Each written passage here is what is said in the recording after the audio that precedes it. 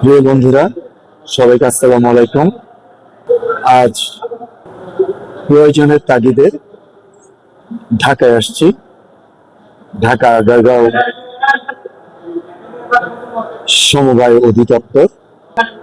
তো কাজের ফাঁকে কিছু সময়ের জন্য আমরা এই সমবায় অধিদপ্তরের যে ক্যান্টিনে এখানকার যারা স্টাফ থেকে শুরু করে বাইরের অতিথি অনেকেই সকালের নাস্তা এবং দুপুরের লাঞ্চ গুলো করে থাকে।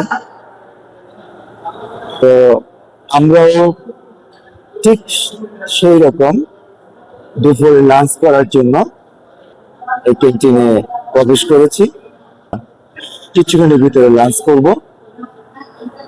তো লাঞ্চ করার আগে এই ক্যান্টিনের কিছু চিত্র আপনাদের সামনে তুলে ধরছি। ক্যান্টিনের কাউন্টার, যেখানে খাওয়া দাওয়ার পরে টাকা পয়সা দেওয়া হয়। আমি একটু আপনাদেরকে ধরে ধরে দেখাচ্ছি। খুব পরিপাটি সুন্দর একটি ক্যান্টিন, আমার খুব ভালো লেগেছে। ক্যান্টিনের পরিবেশ অনেক সুন্দর। ক্যান্টিনটা অত্যন্ত পরিপাটি এবং পরিষ্কার পরিচ্ছন্ন।